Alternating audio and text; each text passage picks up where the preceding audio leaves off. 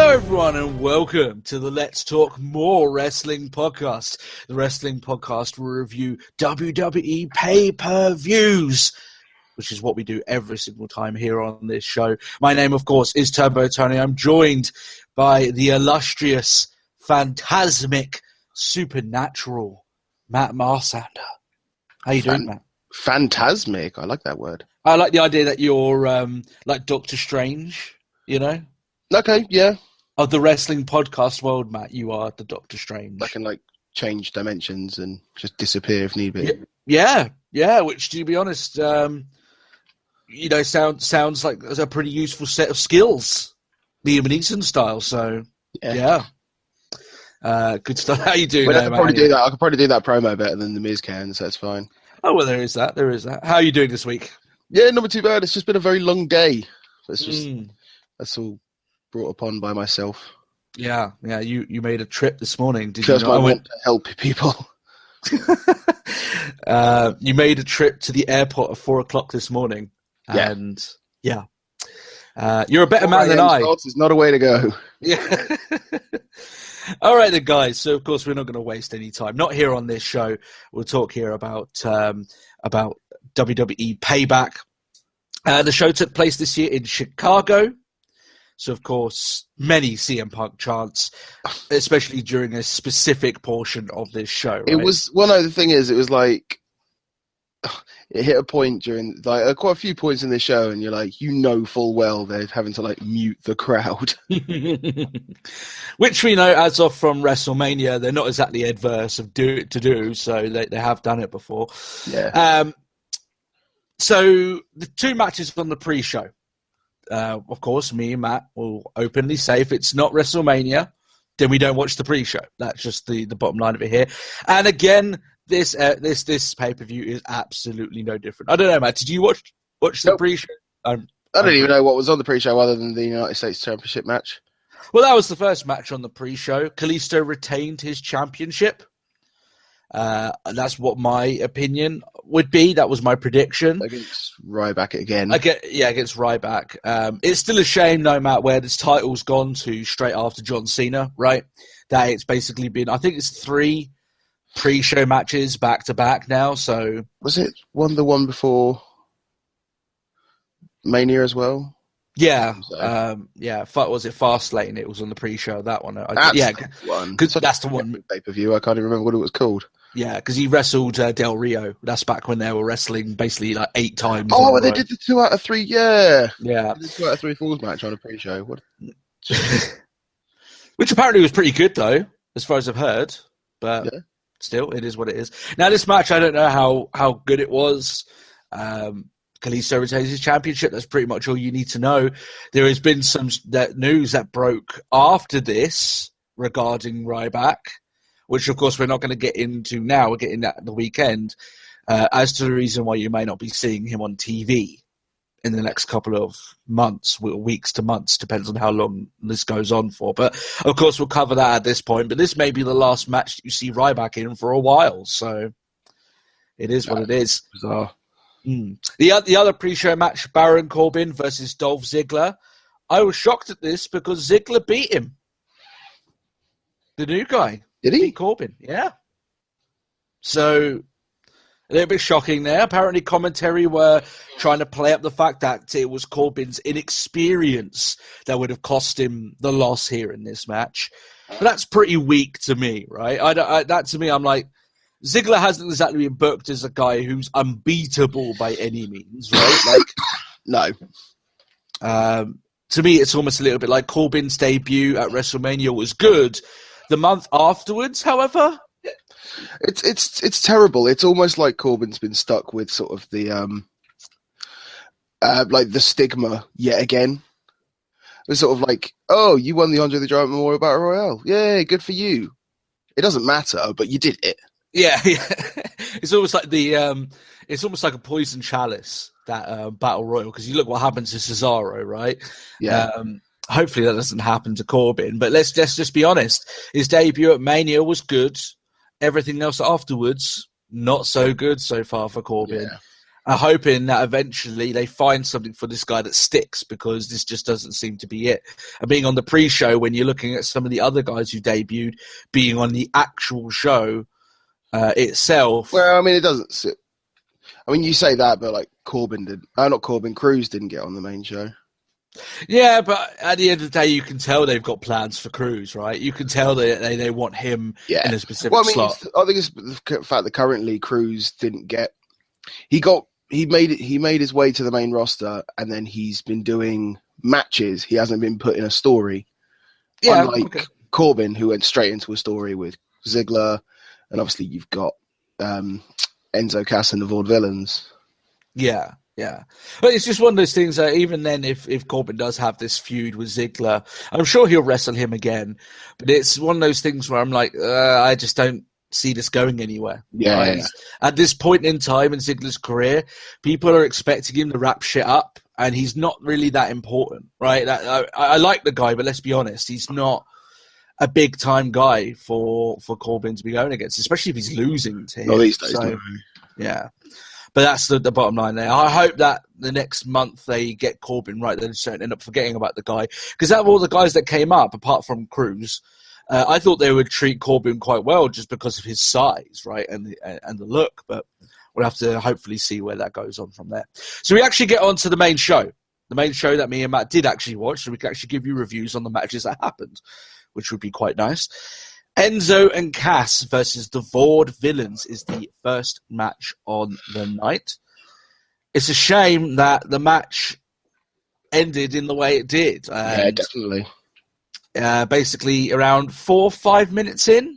Yeah, it was really early into the match. It looked like disappointing. Yeah, it looked like to me, Matt, that it was just at the point where things were going to start kicking up a notch. Yeah. I mean, I hate the fact that I just refer to it as disappointing. Like, oh, how could it happen? It's like, unfortunately, these things do happen, and it sucks. And obviously, massive Enzo fans, so it's the last thing we want to see. It's like, and he's rushed to hospital. Yeah. It sucks on that line. So obviously, Matt's alluding to what happened there. What happened is that Simon Gotch throws Enzo into the ropes. Right, he gets whipped against. So basically, he's trying to like baseball slide it out, but either Gotch has thrown him too fast, and he did go very fucking fast, or Enzo hasn't dropped quick enough, and therefore he's kind of caught the ropes with his head, springboarded his head, and then it smacks against the mat, the back of his head as well, which is even worse, right? They say that a hit like that to the back of your head is a lot worse than to the front of your head, right? So it's not exactly out of the realm of possibility to see why Enzo flopped to the outside. I mean, he was completely out of it. He was gone. It's very unfortunate for Enzo. I saw pictures of Big Cass, tearing up. Yeah, like backstage, and he's sort of like proper, like having a crop. Well, I mean, he's got to feel bad. Like the guys have been sort of like going around on the circuits together for like 3 years now from FCW. And it must be one of those moments where you sort of take one step back and you look and you're like, this sucks. Yeah. Yeah, it's just not a nice situation to be in. And, there's like, you can tell there's general friendship there between the two of them. And it's hard to watch, not even just a colleague, but a friend of yours look like he could have something that's not just going to be taking him out for a while, but it could be potentially very dangerous to his health, right? Yeah, I mean, it kind of sits in that awkward position, though, as well as part of being a tag team, because you're sort of looking at it and you're like, oh, it really sucks. But it's like, what am I going to do? Yeah, it would affect him drastically, yeah. Which, I mean, from what I hear on Raw, he was in like a 4-man match with the New Day. Yeah, I've got up to that far, so, I mean... I haven't.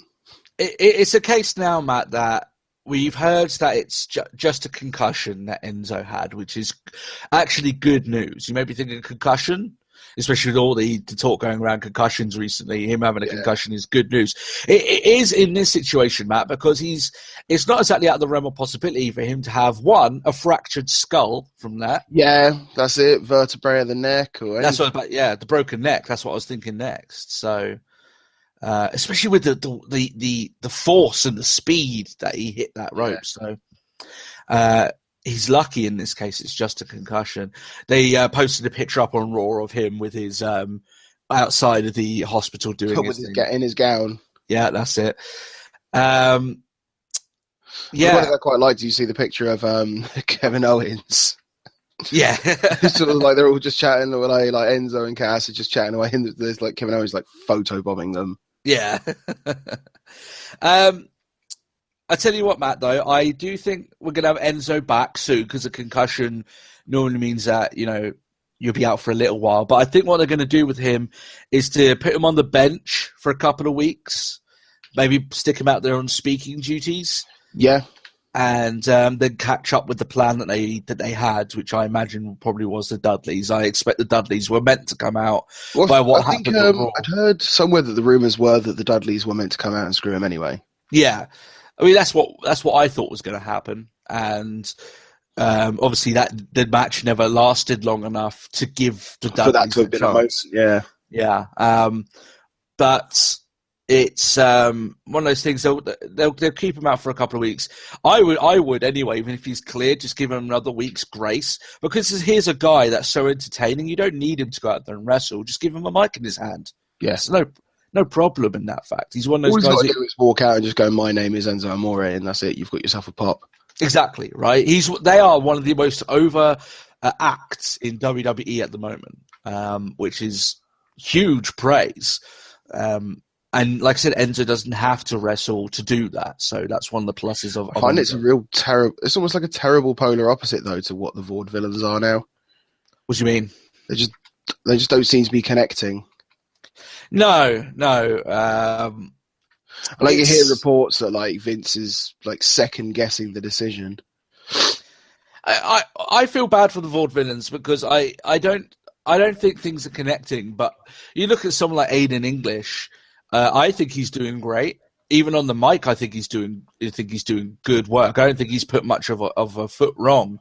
So when it comes to the Vaudevillains, yeah, I agree with you, Matt. I don't think they're going to go far, but I'm looking at these. I've never been too sold on Simon Gotch, but Aiden English, I think he's been doing pretty yeah, I've been sold on like Aiden English, like when he was like a solo competitor.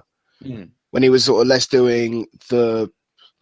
I can't remember what he was less like we are 1800s, like lifting triangular weights. Yeah, like, we are manly, and he was more sort of like hipster, like not hipster, more sort of like the stereotypical like down in like doing poem readings in a coffee shop sort of thing. Yeah, he was sort of like flat cap and scarf. It was like the upper class sort of thing. That's yeah. I with the Vaudevillains, I think they need to be worried because they're getting a title shot, but they need to be worried what happens after that title shot because I get the feeling WWE doesn't have a contingency plan for them going forward. But I think they've got a shot, but we'll see how it goes. Sami Zayn versus Kevin Owens. One hell of a match, this one. Indeed. Very, very good. My opinion, Matt, the best match of the night. Yep. Best match that these guys have had since they joined WWE with each other. Want to precursor that because I don't think this is better than Zayn and Nakamura, but still, it's fantastic. It's because you think of the matches they've had two so far. They had the first match for the title, NXT title, where basically it was a story of Zayn getting beaten up pretty badly. Yeah. The second match was closer, but Owens still managed to get the victory. But that was when Zayn was injured as well, so he couldn't go as far as he wanted to. That was the last match before he went in for shoulder surgery. So this is the first match now that they could go in. It's even. It's not a lot of story getting in the way of them putting on a great in-ring performance. And these guys tore the house down. I thought they had a great match here. Oh, a hell of a match, yeah. I think one of the things I liked about this match, Matt, is that I think it was perfectly paced. Yeah, I can agree with that. You had a quick sequence of big moves, ends in a close call, and then they stopped, almost like they reset. It's funny talking about that because on Breaking Ground you had Sami Zayn there giving advice. He's talking about how you build a match. It's almost like writing a book. You do a series of matches, which is like the sentence, and the pinfall is like the full stop, and then you start again. Yeah. This match was pretty much exactly that, and it was awesome. You know, it gave us time to appreciate the big moves because they're not going constantly big. It's a series of moves. Yeah, like especially the amount of times that they just sort of that they reset and went to blows. Yeah. Like there was quite a few times where it's just like the pair of them just punching it out rather than, oh, okay, well, we've done our little punch out spot. Now we carry on. And it's like, well, no, that didn't work. That's not how they did it at all. No, they pace themselves. It's one of the things that I'll say a little bit about Lucha Underground. They have a particular brand of wrestling where they're literally in fifth gear all the time, which sometimes some storytelling elements in wrestling get lost when you're going at full 180 miles an hour, just fucking belting it down the road, which is the Lucha Underground way. And I don't have a problem with that, but this is the sort of match that explains why sometimes you need to pace your matches correctly. I think this is one of the big things that they managed to achieve. And the fact that they know each other so well, so you had some pretty damn good reversals in this match. So just awesome stuff by these guys. Hard hitting at times. So, you know what they've got. I think both these have got a style that when they wrestle, not as much as Nakamura, but when they wrestle, it does look like it's quite uncomfortable. Looks like they're genuinely hurting each other. Physical, yeah. To the point that at the end of this match, you could feel the exhaustion. You could feel both these guys have gone to the limit. Just right? blown out, yeah.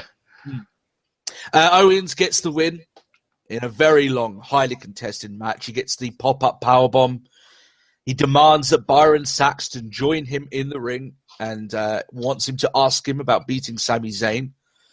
Byron Saxton cannot follow simple commands, so he asks him a different question. So, of course, Kevin Owens gets quite pissed off. Yeah. Which I would be, tell him to do something, he does something else. It's like, I've made it easy for you, Saxton, and yet you still can't do it. The thing I love is it was that proper nod, and throughout like the next match, because obviously Kevin Owens is sort of like, do you know what? Now that I'm done with Sami Zayn, I can now focus on what I need to focus on, and that is getting back my IC title. Mm-hmm. And he's like, in fact, hell, I'll even join you on commentary. Yeah. Which I think's great. But through that little interview in the ring, plus his time on commentary, it's all those constant little nods to, like, you remember when Saxton was on NXT and Kevin Owens was just always giving him grief. Yeah, he's bullying him, yeah. And I was like, I like this. I forgot how much I loved when Saxton got picked on. Yeah. He's got one of those faces that you do want. Yeah, that you do genuinely want to see him get bullied a bit. And I know it's really bad, but it's because of one of his false expressions. You just kind of want someone to call him out on his shit a little bit, and that's what Kevin Owens does. I will say, from the match, the promo, and his commentary in the match afterwards, this was the Kevin Owens show for about the first hour of this show, and he stole the show from everyone.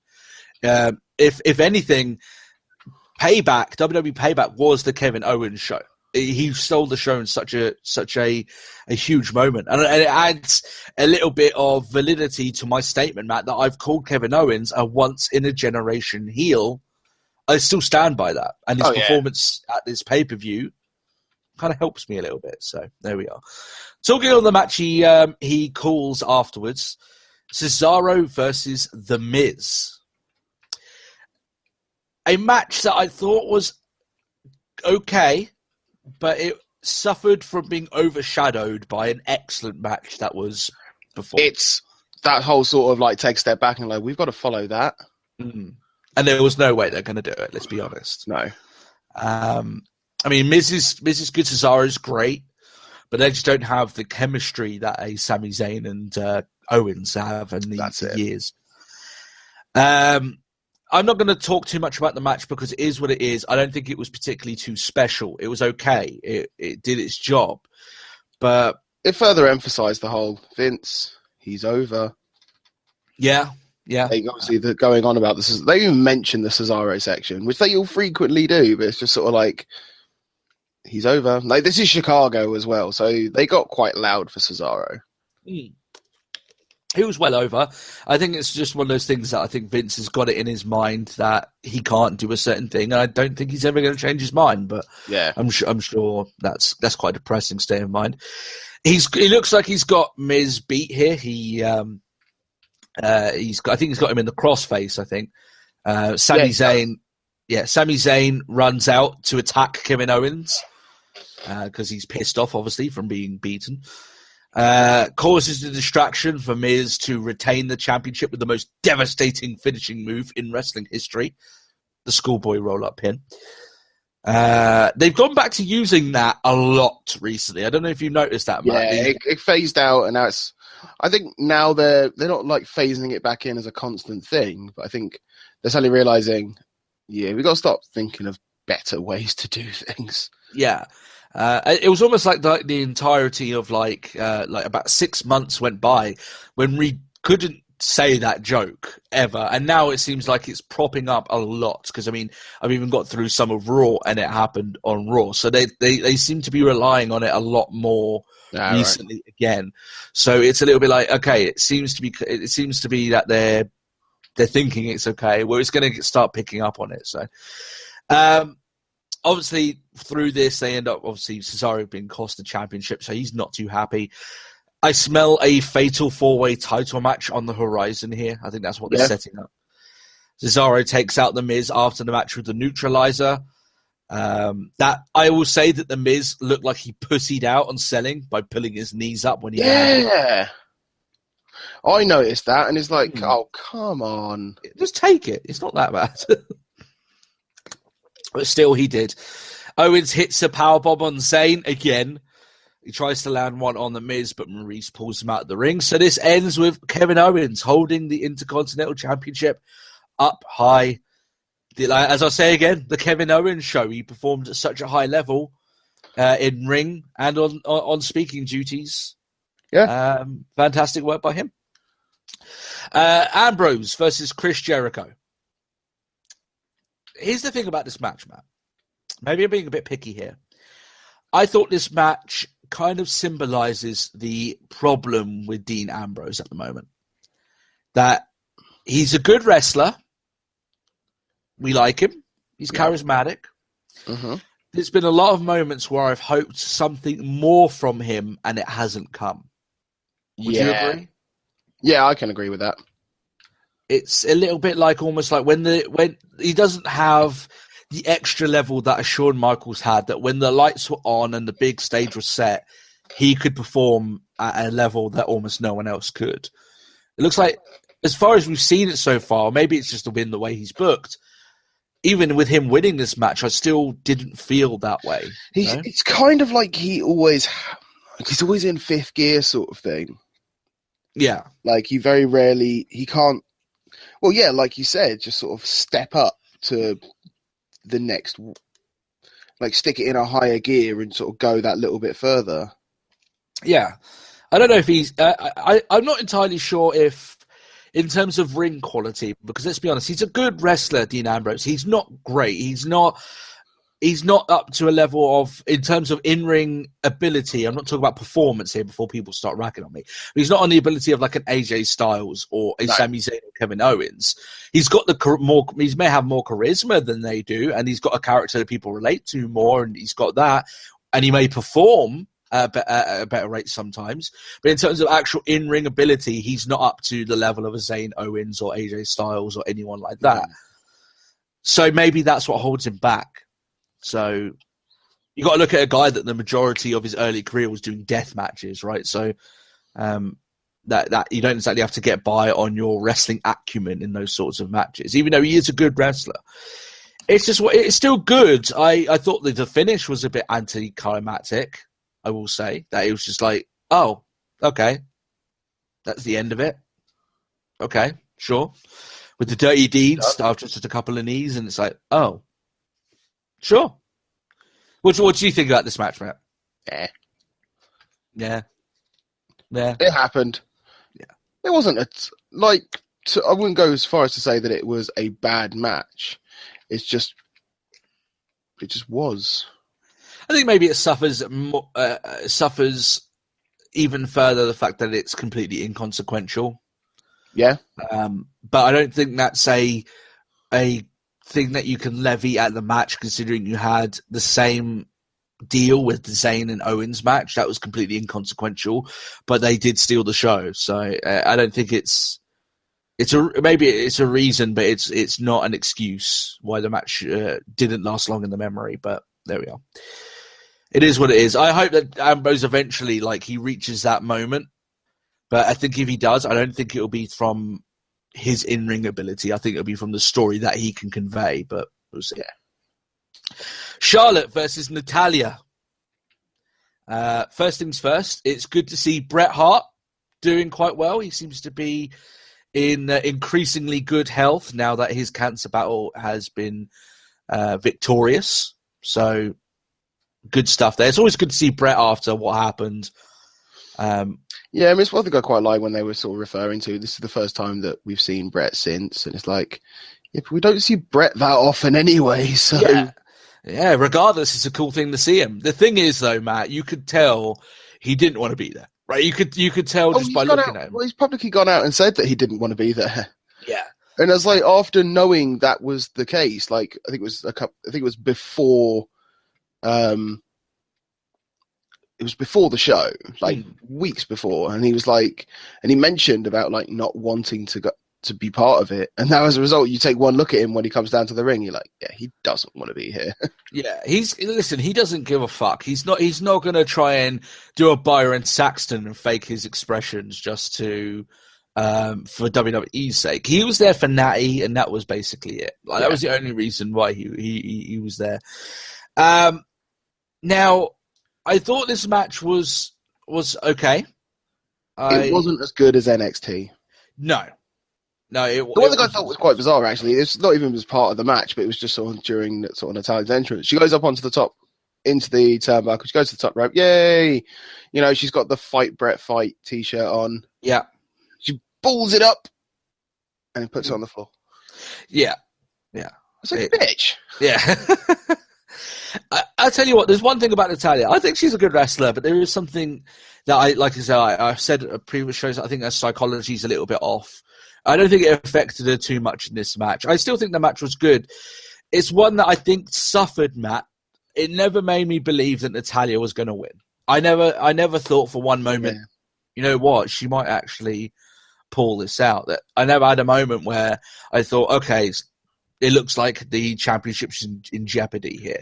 Yeah. So I think ultimately that's probably one of the biggest problems with the match, that we knew that going in because Charlotte wasn't going to lose the championship to Natalya, but great matches can make you think otherwise, Yeah. This match didn't make me think otherwise at all. No, it didn't.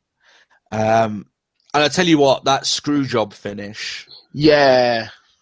That comes across as so overdone at this point. Yes, they did rehash the Montreal screw job. Apparently, Little Nate, who was the referee, is in cahoots with the actual Flares, right? So whatever that is about. That finish. It almost like you could hear a collective sigh across the crowd that originated with Bret Hart himself. I imagine he was a little bit like, ugh, come on, really, guys? Really? I'm over this shit, but clearly you aren't, right? Clearly you have to go back to it whenever I'm around. Yes, I got screwed. Whatever. I know. Yeah. We all know. I mean, he's been watching hash jobs of that screw job since he joined fucking WCW months after he left the company, right? Yeah. When they did it fucking at Starrcade 97 for whatever weird reason. And all that other crap. It's a little bit like you roll your eyes at the finish. It's a little bit like, oh. I don't know. It led to the visual because you had Bret locking Rick in the sharpshooter, which was pretty cool. And they have sharpshooters in stereo, right, from Natalya and Bret, which was pretty fun. But it's not enough to save a match that I never really got too invested in. And that finish, Matt, it just made me sigh. I rolled my eyes at it. I was like, come on. That's really fucking lame, let's be honest. But still. It's not a bad match. I think that follows some of the matches I hear on the show.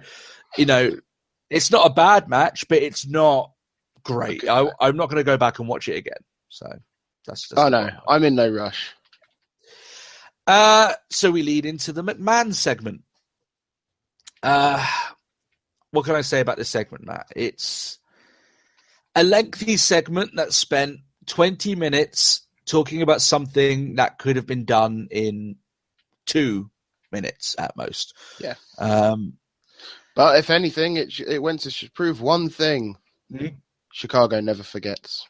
They never forget, do they? They will always love their famous son in the form of a certain UFC fighter, Phil Brooks, of course. Yeah. The thing about this, right, though, Matt, is that it's more McMahon stuff. It's 20 minutes. For me, it went on too long. It really did. Shane is obviously getting a good response. He's entertaining, fair enough, but like I said, it just took too long. I was a little bit like, okay, wow, this is going on and on and on and on and on. I'm kind of done at this point. I'm ready to be like. It was during this this segment, I realized like they're definitely muting this crowd. Yeah. I tell you what's the issue as well there, Matt, is I think that they come to a point where the crowd don't even want to listen to this yeah, like you can see a lot of people in the background are more interested about something I think they were just more interested in just sort of looking at the Titans or whatever, but they just didn't seem to care. Yeah. It's because it just went on too long. And you've got Stephanie out there parading all the reasons why she should be in charge. No one wants to listen to that. It's boring. And even when Shane comes out and he shows all the clips of the media saying that how fantastic he is and stuff like this, it's a little bit like, okay, right, can you do your thing? Because this is really, you're stretching out your time here. Thing is, I don't like. Obviously, they would have found themselves with an extra sort of 10 minutes somewhere that they would have had to have put somewhere. And like as a result of like the opening match with Enzo's injury. Mm. So you sort of left wondering, it's like, so you sort of wonder like who got that 10 minutes? And I hope they'd originally planned for this segment to be this long, because if not, they wasted that time. Yeah.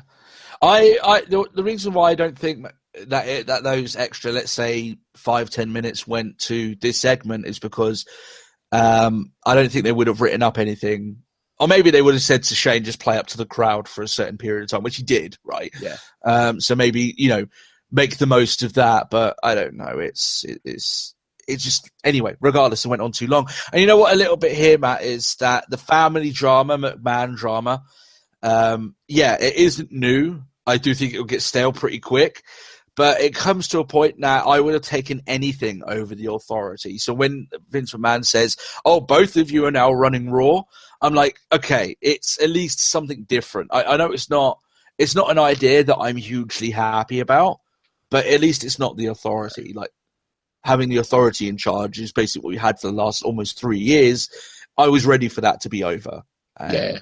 And the one thing I didn't like is obviously, and if you don't know what that implies, like, they each have equal power. Mm. So, like, if you don't know what that implies, well, main event. And you're like, yeah. Yeah. Which was, straight after this particular segment. So I tell you what as well, Matt, it's all that stuff aside about the thing. It actually makes no sense. The entire segment itself makes 0 sense. Go on. And the reason being for that is because of everything that Vince said to Shane before WrestleMania. It makes no sense. Well, at least Stephanie mentioned that. She did. So, like, he lost. Like, why is he still even here? And I'm like, we've been asking that for weeks. Yeah. Clearly, Vince's words aren't nearly as heavy as he wants them to be, because he just clearly, because according to him before WrestleMania, Matt, he has no son.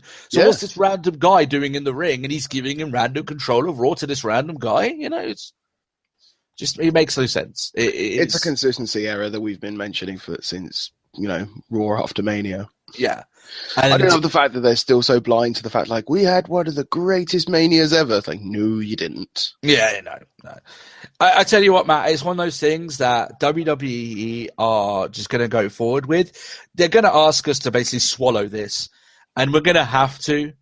But it just doesn't sit that well. But I kind of wonder how long this is going to be until it all boils over and they finally have the whole, fuck this, fuck you, we're going to fight for it. Oh, I reckon it's going to last for a long, long time. I think you may be looking until like Survivor Series, and then they could do Team Shane against Team Steph, which is a long way away. We're looking at there, but I think that's what they're looking at. October. So. That's not. I do not. Yeah, you got a good. I think close to then. Yeah. Yeah, it's around that sort of mark. You're looking at around half a year. That's too long. Is, but they had the authority for 3 years, so it wouldn't put me past them to think that they're going to do this new dynamic for a long time as well. It all depends on how long they've got Shane under the books for, but but we'll see how that pans out. All right then, the main event: Styles versus Reigns. I thought this match was good. I thought it was the second best match of the night. I thought this match was better than I thought it would be. Agreed. Going in. The one thing I found quite funny was instantly, like before Reigns' music even hit, like here they come. Yeah, it's he was not liked very well by the Chicago crowd, but neither has he been liked in any crowd recently. So yeah, but hey, let's stick him in the most vocal crowd. Why the hell not? Why the hell not? Yeah. I would have loved Reigns with the heat he has now going up against CM Punk 2011 in Chicago. That would have been fun. That would have been good. Jeez. Can you imagine that? What? So if you took Cena out and put Reigns in at the moment, yeah. Oh, you're talking. I don't even think that building. Oh, I don't think the building could handle it. No, I don't think so either. So. Styles ends up taking Reigns out through a table with the phenomenal. God, I'm getting my words mixed up now. The phenomenal forearm. Reigns is then counted out. So, of course, Styles wins the match, but the championship cannot change hands on a count out. And I'm like, there's a good 10 minutes here left of the match, so I know what's happening here. Yep. Shane comes out, restarts the match. Carries on for a bit. Reigns accidentally gives Styles a low blow for the DQ, so he loses again, but doesn't lose the title. So Stephanie comes out, and you kind of, like I said, you know what's going out there. She comes out and says, okay, Shane mucked up by saying it's a now no count-out match. Now I'm making it a no DQ match. And, of course, you know exactly where it's going from there. Gallows and Anderson end up coming out. Yeah, they came out a lot later on than I thought. No, there was a good portion of the match. They gave it a good amount of time just to go, this is the stipulation and we will go to it. Yeah, that's it. So they come out, they don't just cheer on Styles, they come out and attack Reigns. Usos come in for the save. They're booed for doing so, by the way. So already they're associated with Reigns. They are condemned. Styles hits the forearm off the barricade, hits a springboard 450 splash, and Reigns kicks out. And I'm a little bit like, after hitting the forearm and then the 450 splash, that for me should have finished the match. Yeah, that is a move right there that someone should be kicking out of. Oh, in that sort of sequence, no. I mean, even later on when you've got Styles, I think does he hit he hits a big move or something, like Reigns manages to get his foot on the ropes or something along the lines like that. He hits the forearm. Oh yeah, and then that's it. Reigns is so close to the ropes. Yeah, that happened before this. I'm pretty sure he would not be like in a state of mind enough to have done that. But even then, I'll accept that over just a plain kick out of those series of moves. I was a little bit Well, I think if he was that close, I would have accepted if it would just been the case that Styles went for the pin. It may have been the way I'm imagining that it could have gone. It's like if Styles went for the pin to find that Reigns was too close, like under the ropes rather than like foot on the ropes. Yeah. It's just one of those things that like when Styles then gets beaten by one spear after all the damage that Reigns has taken, this is part of the problem why fans will have a problem with Roman Reigns. Yeah. Because it'll end up becoming a little bit too much like Cena, where you can hit Cena with fucking tons of shit. You can use finishers, everything on the guy, and he kicks out. He does one move on anyone else, and they don't get the same back. So that's sort of the problem that they have here. It was a good match. But Reigns, like I said, he does hit his spear, beats Styles, retains his championship. While it was a good match, Matt, it was a bit too predictable. And the reason why I mean that is that there was no big heel turn. There was no big reveal involving Anderson or Gallows. The thing is, I was kind of hoping that with the way that they were going, with the fact that they're like, oh, he got himself counted out. But they were like, I was actually hoping that like JBL's playing it up in typical JBL fashion, that Reigns meant to do that. Yeah, that was the championship advantage, yeah. Yeah. Now, if that had been the case, I'd have quite liked that, because then it's like, it's that sort of the tease sort of thing. Yeah. Yeah, it would have made if Reigns had turned heel, you could say he was trying to get himself. And then, he's trying to cash in on the championship advantage, which is a very heel thing to do. Yeah. Or if he had gone for, like when he went for the accidental low blow, like if he had legit hit a low blow. Yeah. Then it's like, there's tease these sorts of things, but. Yeah, there was a lot of opportunity for them here if they wanted to do it, that they could have teased the heel turn, and then at the end of the match, when he finally does do it, it's almost a little bit like he's been leading up to it the entirety of the match. Yeah. But it's a little bit one of those things where it makes huge sense for him to go heel, but WWE just don't want to do it. In that regard, he's the new Cena. It's just not the avenue that I don't think they ever want to go down. They just don't want to turn him heel. So they're going to fight tooth and nail. They're going to go against fan opinion, and they're going to do what they want to do. And I don't want to face Cena. Yes, you not face Cena because he is basically Cena now. Yeah, it's like I don't want to face Reigns. Yes, you do. I don't. Yes, that's why we boo him. No. Yeah, they're going to fight the crowd on it. And I think it's a gigantic shame, because I think they're missing out on an opportunity to make Reigns the biggest heel in the company. Yeah. He really could be. We're already happy booing him. Just give us a reason to do it. Yeah. And it's one of those things, Matt, that it's just after WrestleMania. You don't have to have him as heel all the way from now to WrestleMania. You can have him have a good 9-month heel run, and then towards the back end around. Yeah, where he starts kicking the shit out of people, and maybe fan response starts turning around with him. So by the time the next WrestleMania comes around, he actually might get cheered in WrestleMania. What a fucking startling thing. But they don't want to do it. They're going to stick with their plan. They want to keep him this way. And just that's the bottom line of it there. So there we are. After the match, the McMahons are talking to each other. They making the Extreme Rules match at the next pay-per-view between Styles and Reigns for the title. I guess their train of thought being that I cashed out at this point. I was like, oh, that's the finish. Done with Payback. Yeah. So this is new to me. It's one of those things here where, all in all, I think the event had some good matches. I think it had a great one in Zayn and Owens. I do believe that Owens stole the show, in my opinion. I think the main event was good, although it's a bit all too safe when it came to the end of it. It's a little bit like... That's how I kind of described the entire show. Yeah. Good, but safe.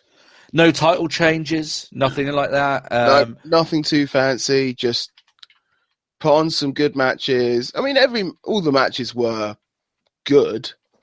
I wouldn't go as far as to say that there was a bad match on the card. No. But it just wasn't much. I would say, Matt, there's nothing that some fans will want to skip this, because apart from the Zayn and Owens match, which you're going to see again, let's be honest, you're going to see great matches from those guys for the rest of their career. You may want to skip it because there isn't anything must see on this show. Yeah. You may say, well, you're saying it's inconsequential. No, I mean, because the McMahon's thing, yeah, it does change things up, but you're going to see the fruits of that at Raw anyway. I mean, hell, on Raw, you're going to see you'll pretty much watch the entire segment. Yeah, pretty much. So it's a little bit along the lines of what would you want to go out of your way to watch this show for? And a lot of people are saying that this pay-per-view is really, really good and they're all glad about it. Yeah, I mean, the matches themselves were good, but whether or not you want to go out of your way and watch it in terms of memorable moments and matches, I don't think it lives up to that. So I am between review marks here, Matt, because I'm kind of like, yeah, it's worth watching through once, but in the same breath, I can see a lot of people wouldn't have a problem skipping this show. So I'm somewhere in the middle there. Yeah, I don't know about you. What are you above or beyond or below that? I would still put it down as a watch, but yeah, But it's sort of like watch it, but if you miss it, you didn't miss much. Yeah. I'm going to go with that. I'm going to say it's worth a watch, but you wouldn't lose any sleep over it if you did end up missing it. Like, I kind of feel like a bit of a fool considering like this week was just been a terrible week for me to try and catch this pay-per-view. And I'm like, but if this happens, like, then I was having issues with my network subscription and all this like and that, and everything's like, I just don't have the time. And I feel like I was a fool for like obviously I needed to have it watched so I can talk about it and review. Yeah. But I felt like a bit of a fool because I'm like, I don't know. Crap, what do I do? Yeah. It's. I think even the reason why you feel that way, I think, is quite evident. Just our general thoughts on the show, that whether or not it's must see. I don't think anything here was must see. I think Kevin Owens did a great job. I think he was the MVP of the show. But yeah, I think. I would definitely say without the Sami Zayn and Owens match that you would be very happy skipping the entirety of the show, which is quite a shame, but there we are. All right, then. Let's do our plugs and we can get the hell out of here. We can let you get up on about your day, unless you're driving around and you're hoping for us to waffle on. Then I apologize, but our episode is coming out at the weekend, of course. If you would like to interact with us, you can do so via our Facebook page. That is facebook.com/Let's Talk Wrestling Podcast.